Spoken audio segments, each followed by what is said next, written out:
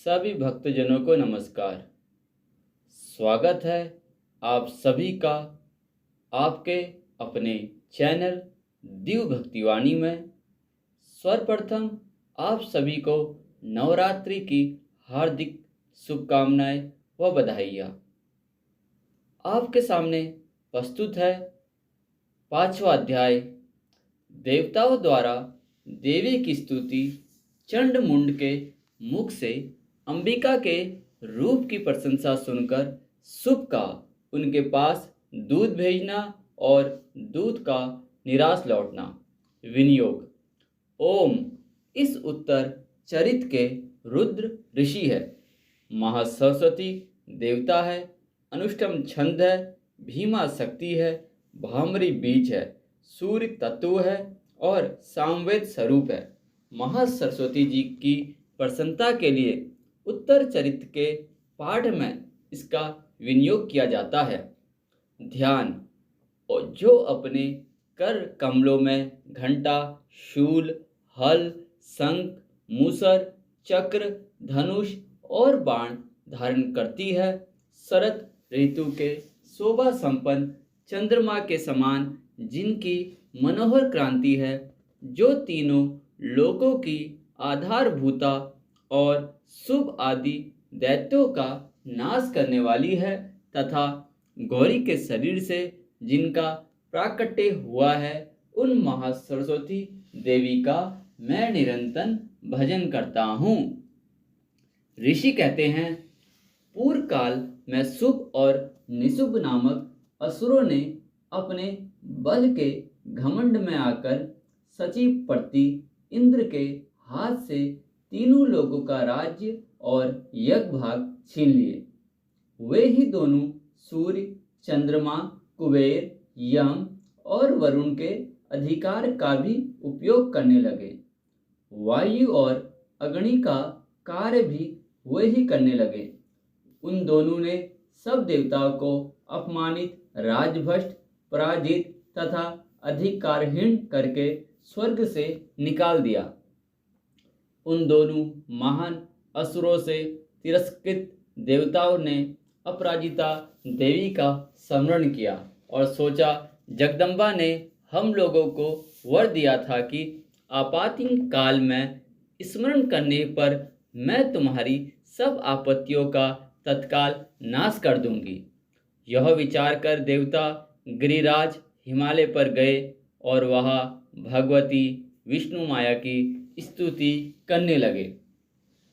देवता बोले, देवी को नमस्कार है, महादेवी शिवा को सर्वदा नमस्कार है, प्रगति एवं भद्रा को प्रणाम है। हम लोग नियम पूर्वक जगदम्बा को नमस्कार करते हैं, रौद्रा को नमस्कार है, नित्या, गौरी एवं धात्री को बारंबार नमस्कार है, जो चंद्र रूपिणी एवं सुख रूपना देवी को सत प्रणाम है, शरणागतों का कल्याण करने वाली वृद्धि एवं सिद्धि रूपा देवी को हम बारंबार नमस्कार करते हैं। राक्षसों की लक्ष्मी, राजाओं की लक्ष्मी तथा शिव पत्नी शिव रूपा आप जगदम्बा को बार बार नमस्कार है। दुर्गा, दुर्गपाला, दुर्गम, संकट से पार उतारने वाली, सारा सबकी सारभूता, सर्वकारिणी, ख्याति, कृष्णा और धूमा देवी को सर्वदा नमस्कार है।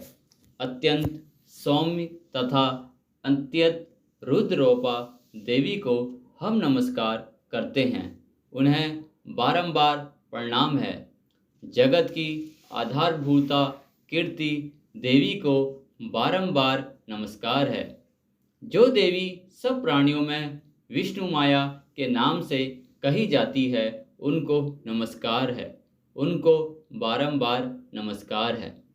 जो देवी सब प्राणियों में चेतना कहलाती है, उनको नमस्कार है, उनको नमस्कार है, उनको बारंबार नमस्कार है।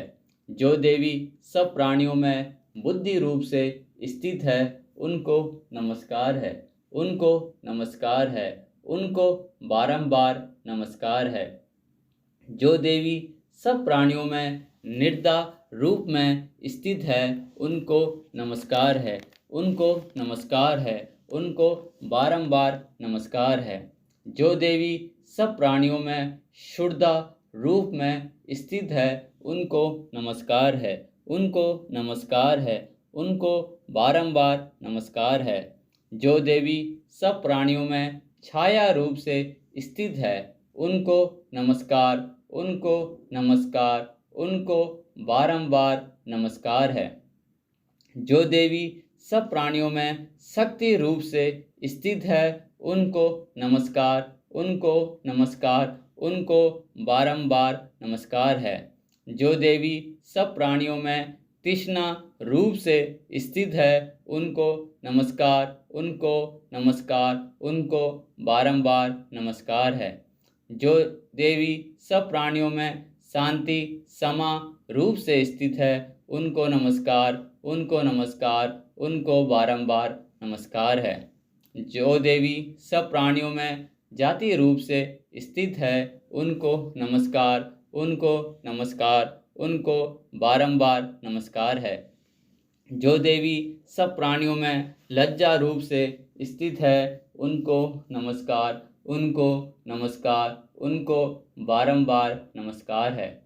जो देवी सब प्राणियों में शांति रूप से स्थित है उनको नमस्कार, उनको नमस्कार, उनको बारंबार नमस्कार है। जो देवी सब प्राणियों में श्रद्धा रूप से स्थित है उनको नमस्कार, उनको नमस्कार, उनको बारंबार नमस्कार है। जो देवी सब प्राणियों में क्रांति रूप से स्थित है उनको नमस्कार, उनको नमस्कार, उनको बारंबार नमस्कार है। जो देवी सब प्राणियों में लक्ष्मी रूप से स्थित है उनको नमस्कार, उनको नमस्कार, उनको बारंबार नमस्कार है। जो देवी सब प्राणियों में वृद्ध रूप से स्थित है उनको नमस्कार, उनको नमस्कार, उनको बारंबार नमस्कार है। जो देवी सब प्राणियों में स्मृति रूप से स्थित है उनको नमस्कार, उनको नमस्कार, उनको बारंबार नमस्कार है। जो देवी सब प्राणियों में दया रूप से स्थित है उनको नमस्कार, उनको नमस्कार, उनको बारंबार नमस्कार है। जो देवी सब प्राणियों में तुष्टि रूप से स्थित है उनको नमस्कार, उनको नमस्कार, उनको बारंबार नमस्कार है। जो देवी सब प्राणियों में माता रूप से स्थित है उनको नमस्कार, उनको नमस्कार, उनको बारंबार नमस्कार है। जो देवी सब प्राणियों में भांति रूप से स्थित है उनको नमस्कार, उनको नमस्कार, उनको बारंबार नमस्कार है। जो जीवों के इंद्र वर्ग की अधिष्ठाती देवी एवं सब प्राणियों में सदा व्यापक रहने वाली है उन व्यापक देवी को बारंबार नमस्कार है। जो देवी चैत्य रूप से इस संपूर्ण जगत को व्यापक करके स्थित है उनको नमस्कार, उनको नमस्कार, उनको बारंबार नमस्कार है। पूर्ण काल में अपने अभिष्ट की प्राप्ति होने से देवताओं ने जिनकी स्तुति की तथा देवराज इंद्र ने बहुत दिनों तक जिनका सेवन किया वह कल्याण की साधनभूता ईश्वरी हमारा कल्याण और मंगल करे तथा सारी आपत्तियों का नाश कर डाले। दैत्यों से सताए हुए हम सभी देवता जिन परिश्रमी को इस समय नमस्कार करते हैं तथा जो भक्ति से विनम्र पुरुषों द्वारा स्मरण किए जाने पर तत्काल ही संपूर्ण विपत्तियों का नाश कर देती है, वे जगदम्बा हमारा संकट दूर करे। ऋषि कहते हैं, राजन, इस प्रकार जब देवता स्तुति कर रहे थे उस समय पार्वती देवी गंगा जी के जल में स्नान करने के लिए वहां आई। उन सुंदर बोहों वाली भगवती ने देवताओं से पूछा, आप लोग यहाँ किसकी स्तुति करते हैं। तब उन्हीं के शरीर कोष से प्रकट हुई शिवा देवी बोली, शुभ दैत्य से तिरस्कृत और युद्ध में निशुम से पराजित हो यहाँ एकत्रित हुए ये समस्त देवता यह मेरी ही स्तुति कर रहे हैं। पार्वती जी के शरीर कोष से अंबिका का प्रादुर्भाव हुआ था, इसलिए वे समस्त लोकों में कौशिकी कही जाती है। कौशिकी के प्रकट होने के बाद पार्वती देवी का शरीर काले रंग का हो गया, अतः वे हिमालय पर रहने वाली कालिका देवी के नाम से विख्यात हुई। तदंतर शुभ निशुंभ के चंड मुंड वहाँ आए और उन्होंने परम मनोहर रूप धारण करने वाले अंबिका देवी को देखा। फिर वे शुभ के पास जाकर बोले, महाराज, एक अत्यंत मनोहर स्त्री है जो अपनी दिव्य क्रांति से हिमालय को प्रकाशित कर रही है। वैसा उत्तम रूप कहीं किसी ने कभी नहीं देखा। असुरेश्वर, पता लगाइए वह देवी कौन है और उसे ले लीजिए। स्त्रियों में तो वह रत्न है, उसका प्रत्येक अंग बहुत ही सुंदर है तथा वह अपने श्री अंगों की परवाह से संपूर्ण दिशाओं में प्रकाश फैला रही है। दैत्यराज, अभी वह हिमालय पर ही मौजूद है, आप उसे देख सकते हैं। प्रभु, तीनों लोकों में मणि, हाथी और घोड़े आदि जितने भी रत्न हैं वे सब इस समय आपके घर में शोभा पाते हैं। हाथियों में रक्तभूत ऐरावत, यह पारिजात का विष और यह उच्च स्वे घोड़ा, यह सब आपने इंद्र से ले लिया है। हंसों से जूता हुआ यह विमान भी आपके आंगन में शोभा पाता है। यह रत्नभूत अद्भुत विमान जो पहले वर्मा जी के पास था वह अब आपके यहाँ लाया गया है। यह महापग नामक निधि आप कुबेर से छीन लाए हैं। समुद्र ने भी आपको किलिकर्णी नामक माला भेंट की जो केसरों से सुशोभित है और जिसके कमल कभी कुम्हलाते नहीं है। स्वर्ण की वर्षा करने वाला वरुण का छत्र भी आपके घर में शोभा पाता है तथा यह श्रेष्ठ रथ जो पहले प्रजापति के अधिकार में था अब आपके पास मौजूद है।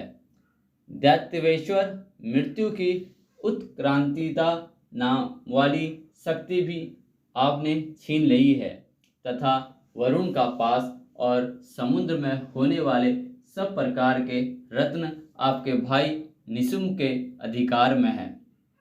अग्नि भी स्वतः शुद्ध किए हुए 2 वस्त्र आपकी सेवा में अर्पित किए हैं। दैत्यराज, इस प्रकार सभी रत्न आपने एकत्रित कर लिए हैं।